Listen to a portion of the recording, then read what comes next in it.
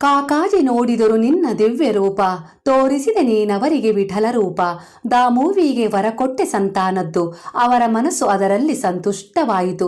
ಕೃಪಾನಿಧಿ ನನಗೆ ಕೃಪೆಯ ತೋರು, ದೀನದಯಾಳು ನನಗೆ ದಯೆ ನೀಡು. ಮೈ ಮನಸ್ಸು ಪ್ರಾಣ ನಿನಗೆ ಅರ್ಪಿಸುವೆ, ಸಾಯಿಬಾಬಾ ಸದ್ಗತಿ ನೀಡು ನಮಗೆ.